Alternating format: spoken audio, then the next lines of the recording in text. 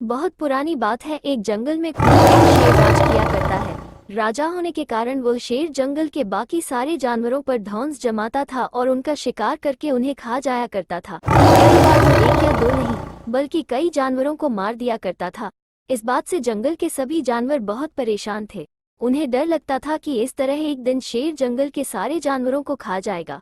इस बात का हल निकालने के लिए सभी जानवरों ने फैसला किया कि वो जाकर शेर से बात करेंगे और उसे समझाने की कोशिश करेंगे। इस फैसले के बाद हिम्मत करके दूसरे दिन सभी जानवर शेर के पास गए। शेर अपनी गुफा में आराम कर रहा था। उन सभी के आने के कारण उसकी नींद खुल गई। उन सभी को एक साथ देखकर शेर गुस्से से बोला, तुम सभी एक साथ यहाँ क्या कर रहे हो? मैंने कोई दावत रखी है क्या? इस बात पर जानवर दल का सरदार बोला, महाराज, हम सभी यहाँ आपसे एक विनती करने आए हैं। दरअसल आप जब भी शिकार पर निकलते हैं तो एक साथ कई जानवर मार देते हैं, जिनमें से कई को आप खा भी नहीं पाते। आपके ऐसा करने से हमारी संख्या कम होती जा रही है और आपकी प्रजा छोटी होती जा रही है। अगर यूं ही चलता रहा तो एक दिन आपके राज्य में एक भी जानवर नहीं बचेगा और जब प्रजा ही नहीं होगी तो राजा भला किस पर राज करेगा? इसलिए आपको सदैव अपना राजा बनाए रखने के लिए हमने आपके भोजन का इंतजाम करने के लिए योजना बनाई है। हमारा सुझाव यह है कि आप शिकार पर न निकला करें, बल्कि हम खुद रोज एक जानवर आपकी गुफा में भेज दिया करेंगे। इस तरह रोज आपका भोजन भी हो जाएगा, आपको मेहनत भी नहीं करनी पड़ेगी और आपकी प्रजा को भी राहत रहेगी। शेर को जानवरों की योजना सही लगी और उसने कहा, ठीक है, मुझे तुम्हारा सुझाव मंजूर है, लेकिन एक बात का ध्यान रखना, अगर किसी दिन मेरा भोजन आने में देर हुई या भोजन कम आया तो मैं जितने चाहूं उतने जानवरों को मार डालूंगा। जानवरों ने उसकी बात पर सहमति जताई और वापस अपने घर को लौट आए। उस दिन के बाद से हर रोज एक जानवर शेर की गुफा में पहुंच जाता और शेर उसे मारकर अपना भोजन बना लेता। यूं ही चलते चलते एक दिन खरगोश की बारी आई। वो बहुत छोटा था लेकिन चतुर भी था। उसने सोचा कि रोज शेर के हाथों एक जानवर मारा जाता है, ये तो गलत है।